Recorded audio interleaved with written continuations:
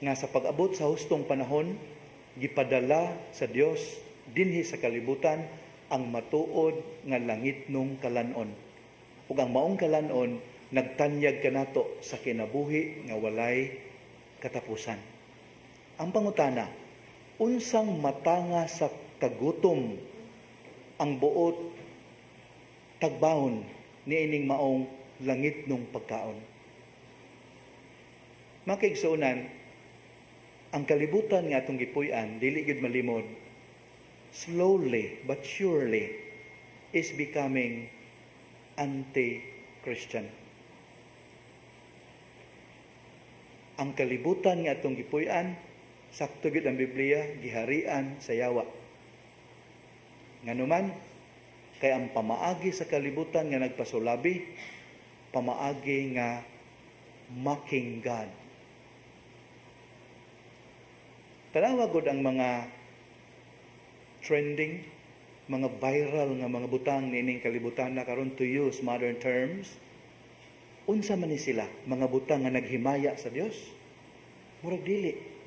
Mga butang nga naghimaya sa angay ikauwaw. Mga butang nga nagdaig sa angay sa wayon.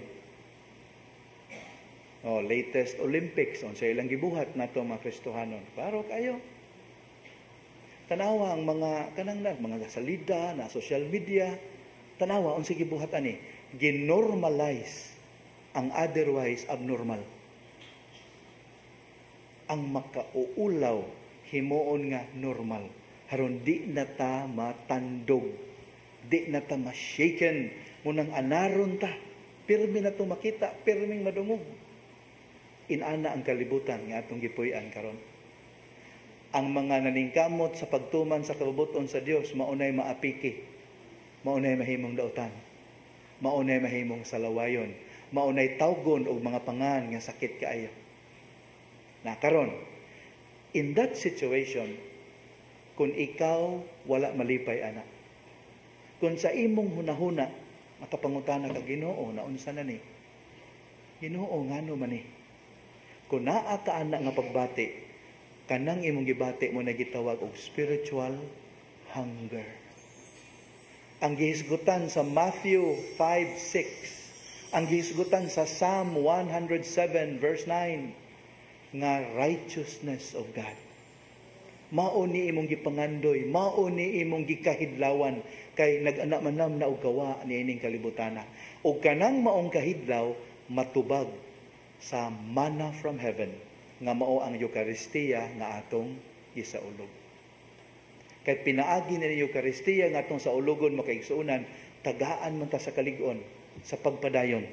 Taliwala niining makaluya nga matan-aw na to, maobserbahan sa ato ang katilingban. Ang Eucharistia nga atong dawaton sa subsub nga paagi mo'y maghatag kanato kinaadman nga dili ta angay maluya.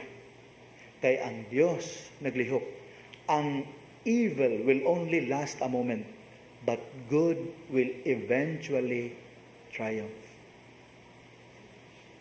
Kini ang gahom nga ikahatag kanato sa Eucharistia. Maghatag usab din nato kadasig usab sa pagpursue sa mga butang nga mulungtad, dili sa mga butang nga lumalabay. This will give us wisdom to realize, okay man ang pagpaningkamot nga maarang-arang ang kalibutan nga atong gipuy-an, okay na.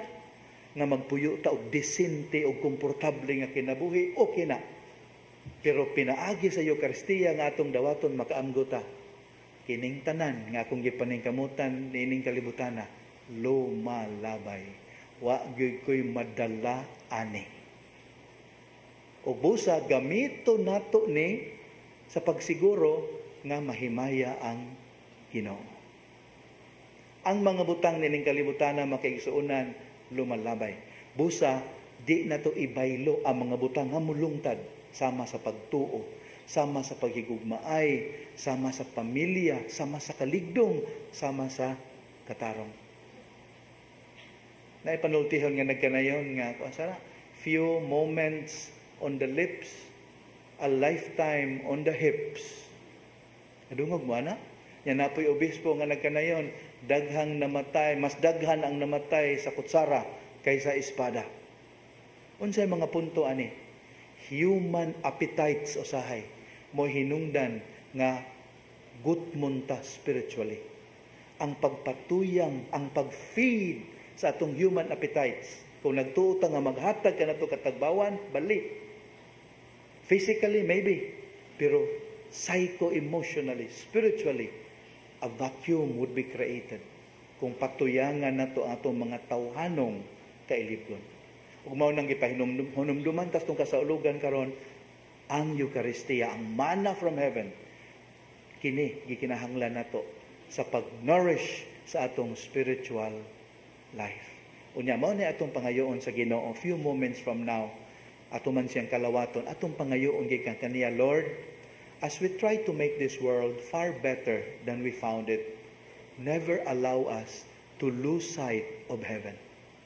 As we try to live our lives here on earth in a meaningful and purposeful manner, Lord, help us fix our gaze on you. And may the Eucharist we receive strengthen and nourish us as our food for the journey. Amen.